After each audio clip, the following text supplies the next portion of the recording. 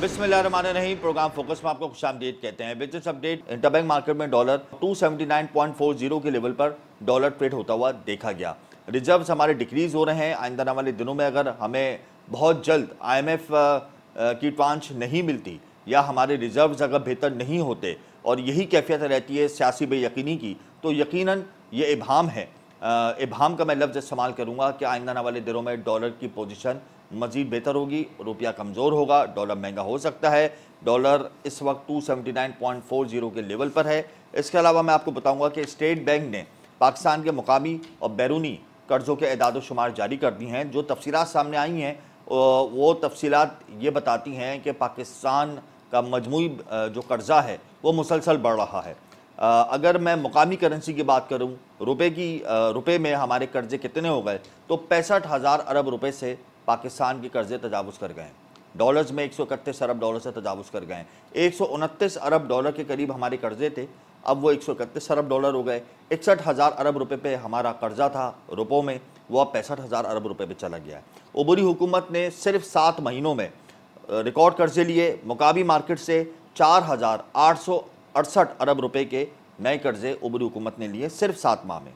जून 2023 से दिसंबर 2023 तक मुकामी कर्जे 26,000 अरब से बढ़कर 30,879 अरब रुपए हो गए हैं। मुकामी कर्जों में एक साल में 7,000 अरब रुपए का इजाफा हुआ है। मुकामी कर्जे 23,829 अरब रुपए से बढ़कर 30,879 अरब रुपए हो गए हैं। और अगर मैं मुकामी और बैरूनी कर्जों को मिला लूँ कि 7 माह में वो कितने हुए हैं, तो उनमें 4,348 अरब रुपए का इजाफा हुआ है। 60,840 अरब रुपए से बढ़कर 65,188 अरब रुपए हो गए हैं।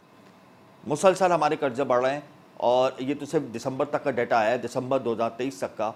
अभी हमारी फरवरी का महीने में इस वक्त दाखिल हो गए हैं, तो मुसलसल कर्जे बढ़ रहे हैं और ये गुमान किया जा रहा है कि ये कर्जे मज़ीद बढ़ेंगे। PDM के दौरे हुकूमत में कर्जे 72 से 73,000 अरब रुपए पे पहुँच गए थे, फिर उसको उबूरी हुकूमत ने कंट्रोल किया, इस्लाहात की, और वो इस्लाहात जो की तो उससे बहुत सी हम मुआशी अशारिया बेहतरी की जानिब रवा दवा हुए। डॉलर कंट्रोल हुआ, शरह सूद तो खैर 22% पे अनचेंज है। डॉलर का कंट्रोल होने से जो हमारे बैरूनी कर्जे हैं उनका हजम कम हुआ, लेकिन अब हम देख रहे हैं कि मुकामी कर्जे बड़ी तेज़ी से बढ़ रहे हैं और उसका नेगेटिव इम्पैक्ट रुपये की कदर पर आएगा। हमारे कर्जे अगर कंट्रोल नहीं होंगे तो इसके बड़े हद तक जो ख़तरात हैं वो हमारी मईशत पर लाहक हो जाएंगे। इसके अलावा मैं आपको बताऊंगा कि इलेक्शन 2024 ने मुल्क की मईशत पर मनफी असरात मुरत्तब करना शुरू कर दिए हैं, बिल्कुल करने शुरू कर दिए हैं।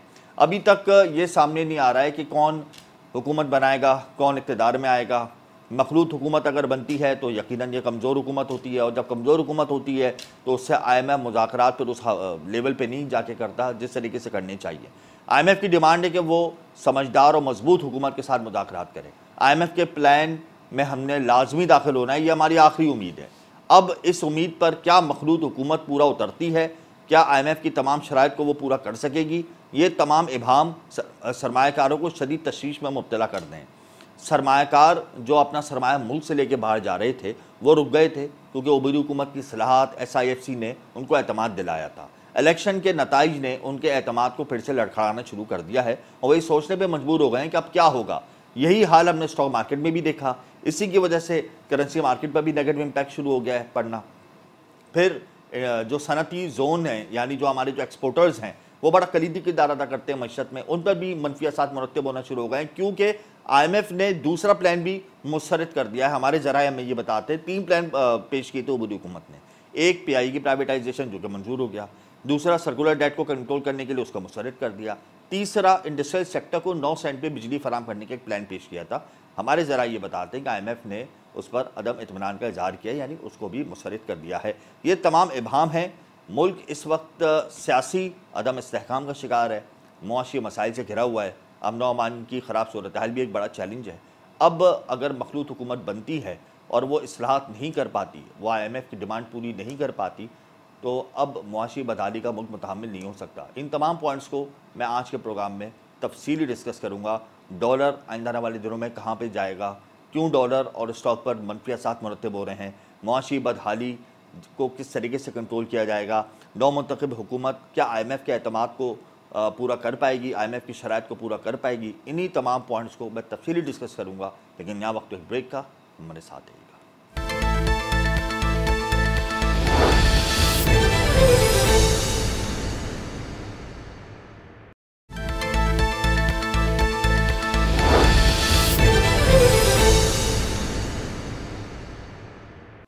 Welcome back. प्रोग्राम इस वक्त हमें ज्वाइन कर चुके हैं साबिक वफाकी वजीर खजाना सलमान शाह। बहुत शुक्रिया सलमान साहब, आपने अपना कीमती वक्त दिया।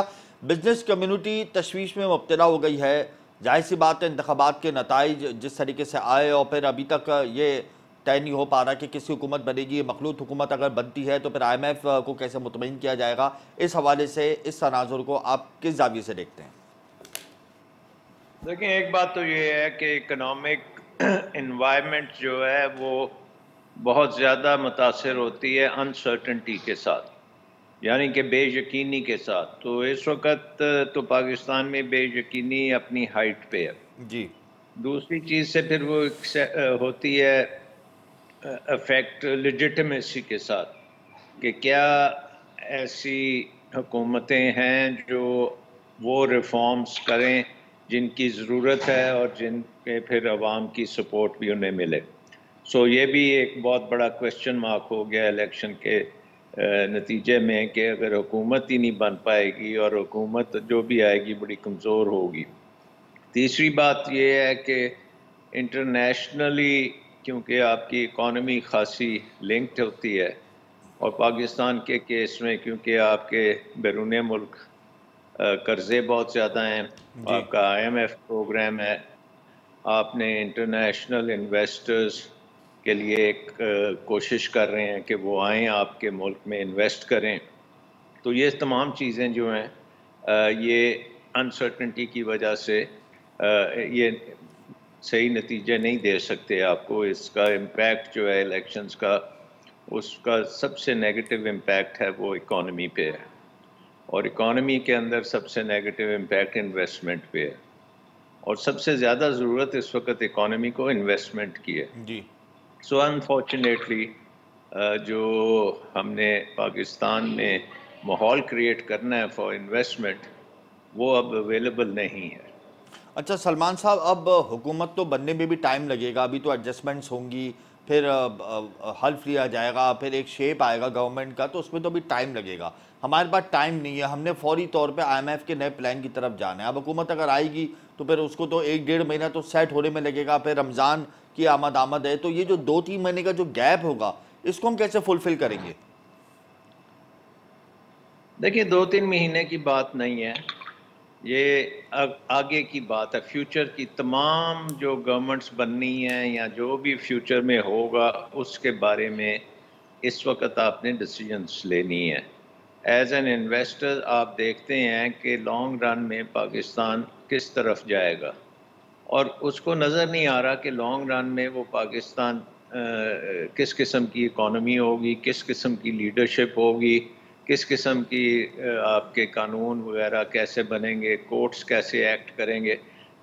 ये सारी चीज़ें अब अनसर्टन हो गई हैं, और इसका फिर बेसिक प्रॉब्लम ये आएगा, सबसे पहला प्रॉब्लम तो ये आएगा कि क्या IMF जो है अगली किस्त पाकिस्तान को दे सकेगा कि नहीं, क्या उनके साथ हमारी क्या अरेंजमेंट्स हैं। सेकेंडली फिर आएगा कि आपने जो रिफॉर्म्स करनी है बिजली के एरिया में, ट्रांसपोर्ट, लॉजिस्टिक्स, शहरों की इकॉनमी, देहातों की इकॉनमी, एग्रीकल्चर, ये सारी चीज़ें जो हैं ये डिपेंड करती हैं एक अच्छे पॉलिटिकल माहौल पे, क्योंकि इन तमाम चीज़ों में जो रिफॉर्म्स हैं उनके साथ आपको बहुत बड़ा ख़र्चा भी करना पड़ेगा इन्वेस्टमेंट के तौर पे जी, और वो इन्वेस्टमेंट भी नहीं होगी, ख़र्चा अगर हुकूमत करेगी उसके पास पैसे नहीं है। सो आई थिंक एक बहुत ही डेड एंड में आप फंसते चले जा रहे हैं, और इससे वे आउट इकोनॉमिकली तो मुझे फ़िलहाल नज़र नहीं आ रहा। यानी हमारे मौशी मसाइल कंट्रोल नहीं हो सकते? जी, उसके पहली शर्त ये है कि आपकी एनवायरनमेंट ठीक होनी चाहिए, तो वो एनवायरनमेंट इस वक्त ठीक नहीं है। अच्छा सलमान साहब, कहीं ऐसा तो नहीं है कि एक बात तय हो गई हो कि हुकूमत कोई भी आए, SIFC अब मौशी मसाइल या मौशी मामलात को हल करेगा, तो हुकूमत चाहे कमज़ोर हो चाहे मजबूत हो, SIFC का किरदार आप मुस्तक़बिल में कैसा देखते हैं? देखिए SIFC का किरदार जो है वो भी डिपेंड करेगा कि हुकूमत की कितनी लेजिटिमेसी है, और क्या वो SIFC जो भी डिसीजंस लेता है और जिसके तहत वहाँ पे कुछ इन्वेस्टमेंट आती है, तो उसकी क्या गारंटी है कि आगे आके फ्यूचर में वो गारंटीज पूरी होंगी। सो अनफॉर्चुनेटली जब तक आप एक पूरा डायरेक्शन नहीं पाकिस्तान को मिलता, सबको पता नहीं लगता कि ये किस तरफ जाएंगे, किस किस्म की हुकूमतें आएंगी, किस किस्म का निज़ाम होगा, जमहूरियत कैसी होगी, कोर्ट्स कैसे होंगे, ब्यूरोक्रेसी कैसे काम करेगी, तो इन्वेस्टमेंट लाना बड़ा मुश्किल है। सो पहला काम तो ये है कि क्या पाकिस्तान का अपना इन्वेस्टर जो है, अपना डोमेस्टिक इन्वेस्टर, क्या वो इन्वेस्ट करेगा। तो पिछले 3 दिन से तो मार्केट जो है, स्टॉक मार्केट में गिरावट आ रही है, बिल्कुल आ रही अनसर्टेनिटी बढ़ती जा रही है। है, डॉलर भी बढ़ रहा सो है आई दूसरी थिंक जानिब। डोमेस्टिक इन्वेस्टर जो है वो भी परेशान है, तो फिर इंटरनेशनल इन्वेस्टर जो है वो प्राइवेट इन्वेस्टर तो नहीं आएगा। Default yes, government risk. To government अगर आपने कुछ कर लिया, जी। कोई हुकूमतें इंटरनेशनली आपको सपोर्ट करने आ जाएं जी।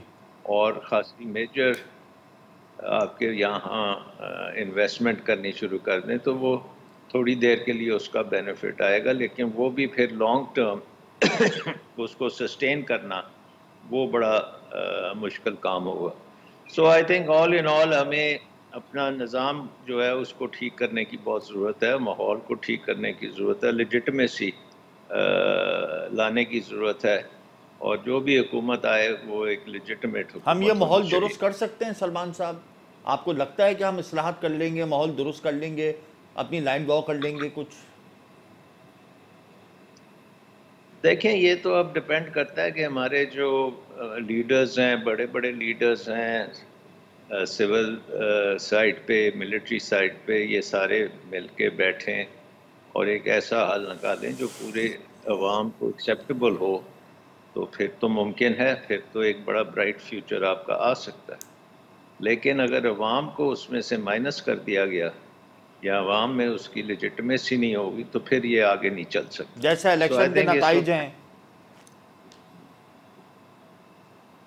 जी, ये जब तक हमें पूरी तरीके से अवाम सेटिस्फाई नहीं होती कि ये इलेक्शंस में कौन जीता कौन हारा, किस किस्म की वोट्स पड़े, जी। कितने पड़े, किसको पड़े, तो ये चीज़ें जो हैं ये सबके सामने जब तक नहीं आएंगी तो उस वक्त तक ये अनसर्टेनिटी कंटिन्यू हो।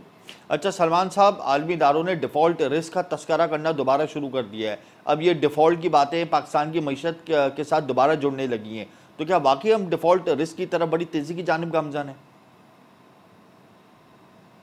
देखें, पाकिस्तान का जो डिफ़ॉल्ट एक ही तरीके से बच सकता है, और वो ये है कि आपके जितने भी कर्जे ड्यू होते हैं, जो जिनको हमने अगले लेट से 6 महीने में पे करने हैं या 1 साल में पे करने हैं, वो तकरीबन $25 अरब के करीब हैं।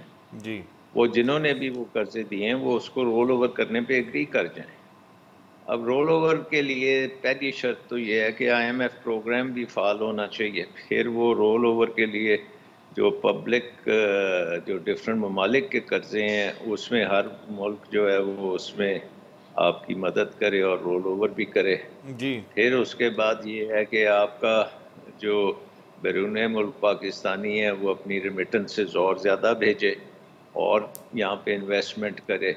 सो सारी चीज़ें जो हैं ये हमें इन्वेस्टमेंट की पॉइंट ऑफ व्यू से देखनी पड़ेंगी, और इन्वेस्टमेंट जो है वो ड्राइविंग सीट में अगर आई तो फिर ये आपकी बाकी जो सियासी चीज़ें हैं वो उसके मुताबिक हल होंगी जी। और उसके मुताबिक ही काम चलेगा। अच्छा, आखिर में सलमान साहब ये बता दें कि G2G हमारे जो एग्रीमेंट्स हुए थे FDI के हवाले से, क्या वो भी मुतासर हो जाएंगे? देखिए, वो तो डिपेंड करेगा कि गवर्नमेंट्स को कितनी कमिटमेंट है, कितनी स्ट्रॉन्ग कमिटमेंट है। अभी तक उस तरह का तो अभी कोई प्रोजेक्ट नहीं है जिसमें हम कहें कि जी इतनी डॉलर्स जो हैं इस प्रोजेक्ट में आ रहे हैं, और वो अब नहीं आएंगे, वो उस किस्म की तो स्टेज पे नहीं है। हमारी तो स्टेज ये थी कि ये प्रोजेक्ट्स हैं, इनमें कोई इन्वेस्ट करेगा कि नहीं करेगा। तो हतमी फैसला तो नहीं हुआ। सो आगे चल के अब देखना पड़ेगा कि पाकिस्तान में माहौल जो है ये एक रिकन्सिलिएशन की तरफ जाता है या एक तसादुम की तरफ जाता है। तो उसके बहुत शुक्रिया सलमान साहब, आपने अपना कीमती वक्त दिया। हालात किस ओर जाएंगे ये देखना ज़रूरी है, और आइंदा आने वाले हालात ज़्यादा अच्छे मालूम नहीं होते। यहाँ वक्त एक ब्रेक का, हमारे साथ रहिएगा।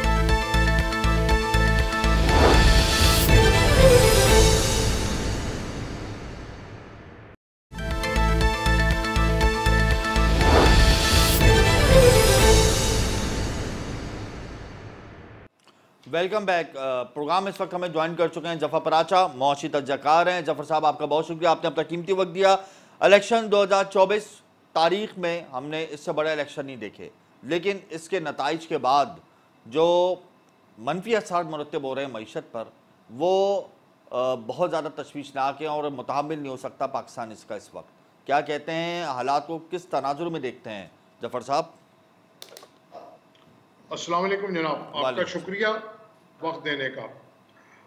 जनाब, बात यह है कि इस वक्त हमारे मुल्क की अलमिया कह लें बदकिस्मती ये है कि हमारे पास कोई भी कौमी सतह की सियासी जमात नहीं है, और इसमें सारा का सारा कसूर तमाम सियासी जमातों का है, क्योंकि हर सियासी जमात ने अपने अपने दौरे इक़्तिदार में मुल्क को खूब कर्जे में डुबोया और इशराफिया की मराद बढ़ाई, अपनी बढ़ाई, और हर आदमी ने इसमें हाथ रंगे जी। तो आज ये हमें नज़र आ रहा है कि अवाम किसी पे भी भरपूर एतमाद करने को तैयार नहीं है, और इसीलिए हमने जो अब सियासत है वो आपकी इलाकाई, लिसानी, मजहबी और दूसरे जो एलिमेंट्स हैं उसमें बट के रह गई है बिरादरियों में, इसमें जो कि एक बहुत ही सीरियस बात है।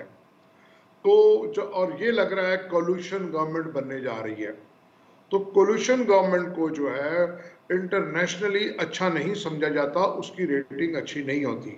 IMF हो, वर्ल्ड बैंक हो, एशियन डेवलपमेंट बैंक हो, वो आपसे अग्रीमेंट्स करने के अंदर वो रिलेक्टेंट रहते हैं, और वो ये भी सोचते हैं कि ये अभी हुकूमत पता नहीं चंद माह की है या चंद साल की है, क्योंकि कभी भी वोट ऑफ नो कॉन्फिडेंस आ जाए या आपस में उनमें जो कोलिशन पार्टनर्स के अंदर कोई तकसीम ना हो जाए जी। तो इस बात के ऊपर लेते हुए अब हम देख रहे हैं इंटरनेशनल इस्टेब्लिशमेंट और एंटी स्टेट एलिमेंट्स और जो मार्केट मैनिपुलेटर्स के स्पेकुलेटर्स हैं वो एक्टिव हो गए हैं पिछले 10-15 दिन से। अच्छा, बात यह है कि लेकिन मैं ये समझता हूँ कि जो इस वक्त एडमिनिस्ट्रेटिव मेजर्स लिए गए हैं अंडर द आर्मी चीफ और उनकी टीम और SIFC के हवाले से जो है ना, लोग काफ़ी पुरुम्मीद हैं कि एडमिनिस्ट्रेटिव मेजर्स और SIFC के झंडे तले ये चीज़ें शायद ख़राब ना हो। लेकिन यहाँ जफ़र साहब मुझे एक बात बताएं, अगर कमज़ोर हुकूमत बनती है, मखलूत हुकूमत बनती है और टीम अच्छी नहीं आती, जिसके ऊपर इंटरनेशनल इदारे एतमाद नहीं करते, तो फिर SIFC और जो फंडामेंटल मेजर्स दिए थे उबर हुकूमत के, वो तो डिस्टर्ब होंगे ना ऑब्वियसली। जी बिल्कुल डिस्टर्ब होंगे, मैंने ये कहा है, लेकिन मैंने आपसे ये कहा है कि इसके साथ साथ हमें उम्मीद भी इनसे बहुत ज़्यादा है कि यही एक इदारा है और SIFC जिसके ऊपर हमारे 1-2 सियासी जमातों के अलावा बाकी लोगों ने कहा है कि हम इसको कानूनी तहफ़्फ़ुज़ फराहम करेंगे, क्योंकि उनकी जो कमिटमेंट्स हुई हुई हैं फॉरेन इन्वेस्टमेंट के हवाले से, प्राइवेटाइजेशन के हवाले से, वो अब तक मैच्योर हो चुकी होती अगर इंटरनेशनली हालात चेंज ना होते। जो फ़लस्तीन की जो वॉर लगी हुई है और गल्फ़ के अंदर वो वॉर बढ़ते बढ़ते यमन चली गई है, लेबनान, दमिश्क पहुंच चुकी है, ईरान, और कुछ उसके असरात पाकिस्तान में भी ईरान के आपस में हमारे एक दूसरे के ऊपर जो अटैक हुए, तो वो बढ़ते बढ़ते मामला बढ़ने की वजह से जो इन्वेस्टमेंट आनी थी वो नहीं आई जी। तो वो उम्मीद है कि वो SIFC के, क्योंकि वो एज गारंटर भी हैं, फैसिलिटेटर भी हैं, तो वो उसी पे ही हमारी उम्मीदें लगी हुई हैं, उस इन्वेस्टमेंट पे। क्योंकि अगर हम अपने मौजूदा क्रेडेंशियल्स देखें, एक्सपोर्ट इंपोर्ट, तो उससे जो हमने कर्जे अदा करने हैं 2024 में और 25 में और 26 में, तो वो हमारे कर्जे उससे अदा होने में काफ़ी मुश्किलात आएंगी अगर कोई जफर फॉरेन साहब, जो इन्वेस्टमेंट। ये जो सियासी बेयकीनी की कैफियत है, ये जो सियासी दबाव है, सियासी हलचल है, इससे हम देख रहे हैं कि करेंसी मार्केट में डॉलर की कीमत में मुसलसल इजाफा हो रहा है। कारोबारी हफ्ते का आज दूसरा रोज है, आज भी दौरान ट्रेडिंग डॉलर महंगा हुआ। तो आइंदा आने वाले दिनों में आप करेंसी मार्केट में डॉलर की पोजीशन को कहाँ पे देखते हैं?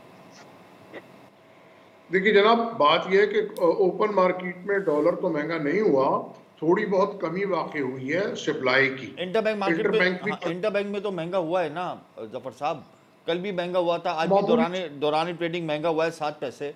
अभी जो आहिस्ता आहिस्ता ये जो इंक्रीज आ रहा है, ये एकदम से फिर हम देखते हैं कि ये जम मार जाता है, तो हमारे रिजर्व्स भी डिक्लाइन हो रहे हैं, हमारे कर्जों की शरह में भी इजाफा हो रहा है।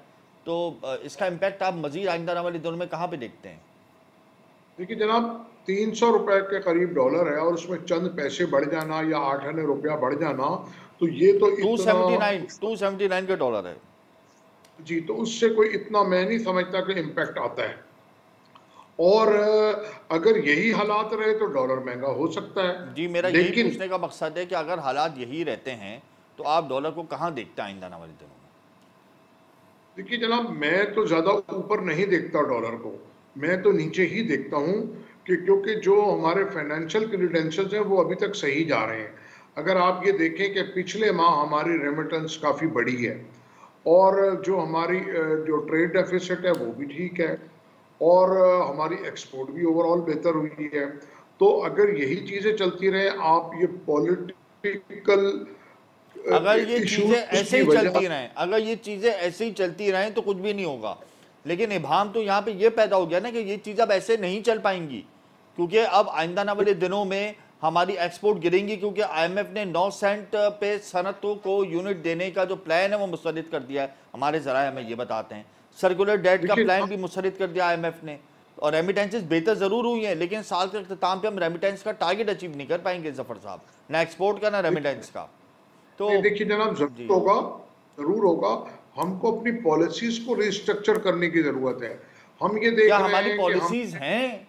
क्या हमने कोई पॉलिसी बनाई हुई है जो हम रिस्ट्रक्चर करेंगे जफर साहब? जी, हमारी पॉलिसीज हैं, और वो सिर्फ और सिर्फ अशराफिया के लिए हैं। जी, क्योंकि वर्ल्ड बैंक ने भी आपको कहा है कि आप जो भी कानून साजी करते हैं, लेजिटिमेशन करते हैं, वो अपने फायदे के लिए करते हैं जो पॉलिसी मेकर हैं। तो पॉलिसीज हैं, वो सिर्फ और सिर्फ इशराफिया के लिए है। $18 बिलियन सालाना जो हम हुकूमत का elite खर्चा के, है। नहीं, हुकूमत का खर्चा नहीं है, ये सब्सिडी है जी, $18 बिलियन की, जो इसके हम अलावा मरीज पर। सरकारी जो खर्चा है 1 साल का हुकूमत का, वो 18 से 20 अरब डॉलर भी है, सब्सिडी के अलावा जो है। जी बिल्कुल, तो ये तो सब्सिडी तो उससे बड़ा साइज हो गया ना। जी, तो ये तो आपके बजट के से बड़ा उसका साइज हो गया।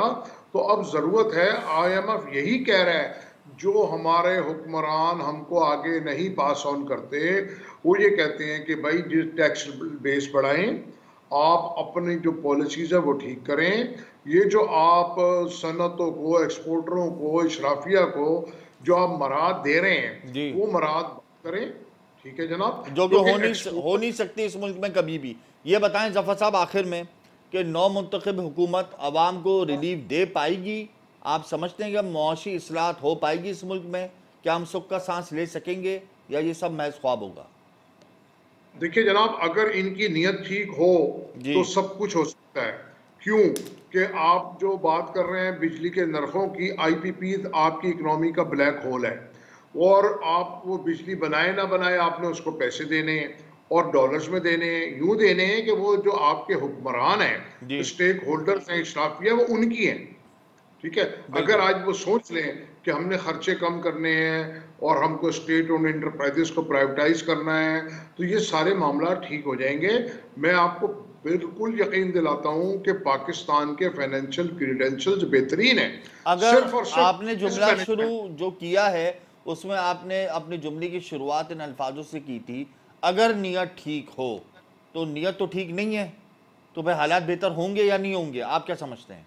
इसमें कोई शक नहीं है कि नीयत ठीक नहीं है, जी। इसमें कोई शक नहीं है। हम तमाम सियासी जमातों को आजमा चुके हैं। अब तो इनको क्या कहते हैं, बस हम इनके लिए दुआए खैर ही कर सकते दुआएं हैं। खैर ही कर और सकते हैं, बिल्कुल। बहुत शुक्रिया ज़फ़र साहब, आपने अपना कीमती वक्त दिया। नीयत ठीक नहीं है, दुआएं खैर ही कर सकते हैं, पाकिस्तान को अल्लाह ही चलाएगा, इस मुल्क का तो अल्लाह ही हाफिज़ है। ये अल्फाज सुन सुन के हम बड़े हो गए हैं, लेकिन आज तक हमें ये शऊर नहीं आया कि कौमें किस तरीके से तरक्की करती हैं। और अगर शऊर आ गया है और हम ये सोचने पर मजबूर हो गए हैं कि अब हमने तरक्की करनी है, तो अशराफिया आड़े आ जाती है, जागीरदाराना निज़ाम आड़े आ जाता है, और फिर मौशी अशारिये दोबारा से तितर बितर हो जाते हैं। बहरहाल इस टॉपिक को हम कंटिन्यू करेंगे, यहाँ वक्त ब्रेक, हमारे साथ आइएगा।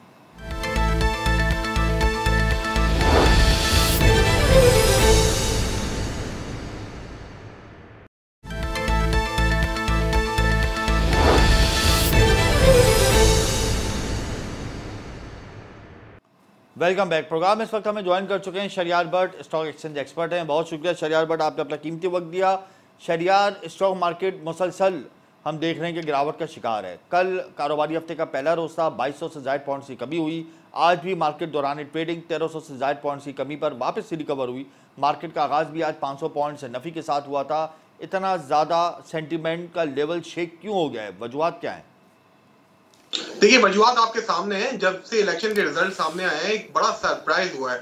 आप इलेक्शन से पहले आप देखेंगे तो जितने भी इंटरनेशनल मैगजीन्स थे वो ये फोरकास्ट करते एक सिंगल पार्टी मेजॉरिटी लेगी। और आपको पता है जब एक सिंगल पार्टी मेजॉरिटी में आती है तो उसके लिए मुश्किल फैसले करना बहुत आसान हो जाता है, उसके पास क्लियर मैंडेट होता है। जबकि एक मखलूद हुकूमत के पास एक बटा हुआ मैंडेट होता है, और पाकिस्तान जैसे मुल्क में यहाँ कोलिशन पार्टनर्स को भी बहुत खुश रखना पड़ता है। मिनिस्ट्रीज के मसले होते हैं, पीएसडीपी फंड के मसले होते हैं, बहुत सारे मसाइल होते हैं जिसके बाइस वो अपना वोट बैंक खराब नहीं करना चाहते। अब चूंकि मखलूद हुकूमत बनने जा रही है और फिर उसके बाद इम्कानात हैं कि एक बार फिर सियासी तनाव में इजाफा होगा, स्ट्रीट पॉलिटिक्स होगी और इसके साथ साथ एजिटेशन होगी मुल्क में, जिसकी तहम्मुल हमारी इकोनॉमी और स्टॉक मार्केट बिल्कुल भी नहीं हो सकती।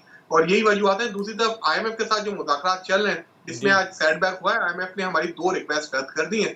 एक तो गर्दिशी कर्जे कम करने के लिए हुकूमत dividend plug back in scheme लाई थी, उसको आईएमएफ ने रिजेक्ट किया।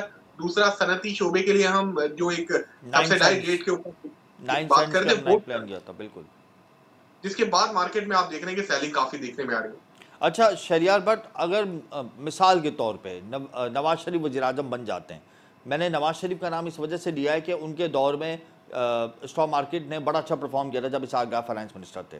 वो अगर दोबारा प्राइम मिनिस्टर बन जाते हैं तो उसका मार्केट में क्या इम्पैक्ट आएगा? देखिए, पाकिस्तान स्टॉक मार्केट जो है वो एक क्लियरिटी चाहती है और एक तसलसल चाहती है। दुनिया की कोई भी मार्केटें होती हैं या कैपिटल मार्केट्स होती हैं, वो तसलसल चाहती हैं, सियासी मदाखलत जो हो और सियासी तनाव में कमी चाहती है। यही वजह कि जब एक पार्टी आती है, आपने देखा कि प्राइम मिनिस्टर, आपने नवाज शरीफ का जिक्र किया, 2013 से 18 तक इनकी गवर्नमेंट थी, काफी तसलसल था इनके पास और इनके पास कुछ मेजॉरिटी थी जिसके तहत ये फैसले बासानी कर पा रहे थे।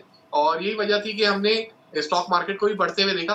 तो उसके बाद हमने जो पाकिस्तान स्टॉक मार्केट को बढ़ते हुए देखा वो अभी निगरान हुकूमत के दौर में देखा। हमने सिग्निफिकेंट इजाफा देखा मार्केट में, 20,000 से ज़ायद पॉइंट का इजाफा प्राइम मिनिस्टर काकर साहब के दौर में हुआ है, जिसमें आपने देखा है कि क्योंकि इनको मुश्किल फैसले करने में कोई दिक्कत नहीं हो रही थी, ना इनका कोई वोट बैंक था, और आईएमएफ के साथ ये नेगोशिएशन करके आगे बढ़ रहे थे, पायदार बुनियाद पे पाकिस्तानी मईशत को आगे बढ़ा रहे थे।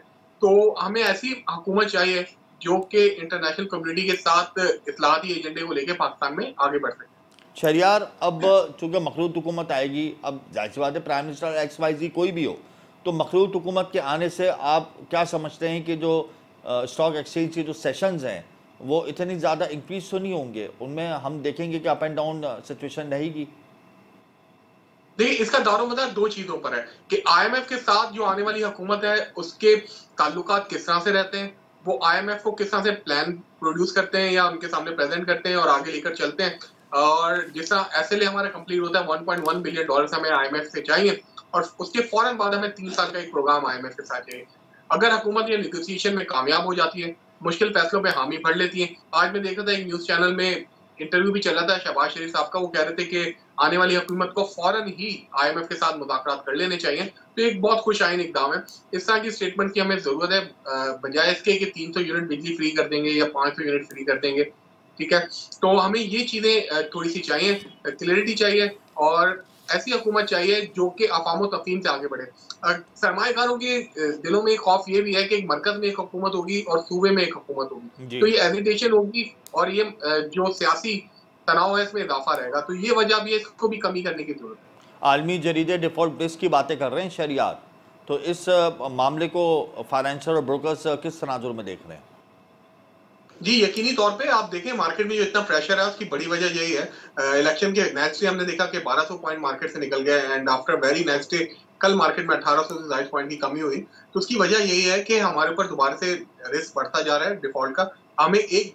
हम बहुत ही कमजोर पोजीशन में, ये समझने की जरूरत है कि पाकिस्तान इस वक्त अगर इस भंवर से निकल सकता है जो माशी बहरान में फंसा हुआ है, तो वो एक ही रास्ता निकलता है, वो है IMF। हमें IMF के प्रोग्राम में जाना ही पड़ेगा और उनकी जो कड़वी गोली है वो इस कौम को लेनी पड़ेगी। सब्सिडीज का खात्मा करना पड़ेगा, प्राइवेटाइजेशन करनी पड़ेगी और टैक्स नेट को बढ़ाना पड़ेगा। अगर हमने ऐसा नहीं किया, टैक्स नेट को बोर्ड नहीं किया, तो फिर आप देखेंगे हुकूमत जो अपने एक्सपेंडिचर पूरा करने के लिए जब बोरिंग करेगी, उसके बाद एनर्जी प्राइसेस बढ़ना शुरू होंगे। जब एनर्जी प्राइसेस बढ़ना शुरू हो जाएंगे, इन्फ्लेशन भी बढ़ेगी और फिर उसके बाद इंटरेस्ट रेट नीचे नहीं आएगा और आस्ता आस्ता इंडस्ट्रीज इस मुल्क में फिर हट करना शुरू होंगी, ले ऑफ होंगे। तो खुदा न खासा बुरी सूरत हाल हो सकती है। हमारे तो कर्जे दोबारा से बढ़ने शुरू हो गए शहरियार। 65,000 अरब रुपए से हमारा कर्जा तजावुज कर गया है। अगर मैं ओवरऑल कर्जों की बात करूं तो 131 अरब डॉलर से हमारे कर्जे तजावुज कर गए हैं। आइंदा आने वाले दिनों पे रुपये पर भी प्रेशर रहेगा, डॉलर भी मजबूत होगा, तो इसका क्या इम्पैक्ट आप मार्केट में देखेंगे? देखिए मार्केट पे तो इसका ऑलरेडी काफी बुरा इम्पैक्ट पड़ गया है। आने वाले दिनों में और फर्दर नेगेटिव इम्पैक्ट हम देख सकते हैं मार्केट में। लेकिन अच्छी बात यह है कि कॉर्पोरेट रिजल्ट बहुत उम्दा आ रहे हैं। आप देखिए बैंकिंग स्टॉक सारे आउट परफॉर्म कर रहे हैं, डिविडेंड भी बहुत अच्छा दे रहे हैं, पावर कंपनीज के बहुत अच्छे रिजल्ट्स आ रहे हैं। अगर एक गवर्नमेंट फॉर्म होने के फौरन बाद मगर क्या ये डिविडेंड मार्केट में तेजी बर्पा कर पाएंगे? यकीनी तौर पे अगर हम कोई ये हुकूमत बनने के बाद फौरी तौर पे अगर सऊदी अरेबिया से अगर कोई इन्फ्लोज लाने में कामयाब होती है, प्राइवेटाइजेशन कर देती है, PIA के जैसे ऑलमोस्ट डन हो गया, PIA की प्राइवेटाइजेशन हो जाती है, तो बहुत अच्छा इकदाम होगा। फिर अगर सऊदी अरेबिया से माइनिंग में या फिर एनर्जी सेक्टर में कुछ इन्वेस्टमेंट आती है, डॉलर्स आना शुरू होते हैं, तो हमारा रुपया भी मुस्तहकम होगा, स्टॉक मार्केट भी बढ़ेगा। बहुत शुक्रिया शहरियार भट्ट, आपने अपना कीमती वक्त दिया। स्टॉक मार्केट बहुत ज़्यादा प्रेशर में है। मखलूत हुकूमत जब बनती है तो ऑब्वियसली उसका एक प्रेशर हर तबके पर आता है और जाहिर सी बात है हमारे जो उबरी जो सेटअप ने जो इकदाम उठाए हैं SIFC के साथ मिलकर, वो बड़े आला थे, बहुत बेहतर थे। उसका एक पॉजिटिव इम्पैक्ट आया, जैसे कि स्मगलिंग कल्चर के खिलाफ क्रैकडाउन का सिलसिला शुरू हुआ। फिर एक FBR के लिए एक टास्क फोर्स टीम बनी कि भाई कौन टैक्स दे रहा है, कौन टैक्स नहीं दे रहा है। उसके बाद फिर बिजली और गैस की चोरी के लिए एक टास्क फोर्स बनी। तो ये जो इस्लाहत थी, इसने काफ़ी एतमाद बहाल किया कारोबारी तबके का। लेकिन अब जब मखलूत हुकूमत बनेगी, उसका फिर एक जाहिर सी बात है नेगेटिव इम्पैक्ट आएगा, कारोबारी तबका जो है वो मुतासर होगा, मार्केट भी प्रेशर में रहेगी। और अगर हमारी FDIs डिस्टर्ब होंगी, हमारी G2G एग्रीमेंट डिस्टर्ब होंगे, तो ऑब्वियसली जो कारोबारी तबकात हैं और कारोबारी लोग हैं वो अपना सरमाया महफूज करेंगे और फिर इस मुल्क से उसको बाहर ले जाएंगे। खैर ये सिचुएशन ना हो, हमारी ये दुआ है। लेकिन हालात को कंट्रोल करने के लिए हमें एक जावे पॉलिसी बनानी होगी, हम सबको एक पेज पे जमा होना होगा ताकि हमारे मुआशी अशारिये बेहतरी की जानिब रवा दवा हो। मुझे कल तक के लिए इजाज़त दीजिए। अल्लाह हाफ़िज़।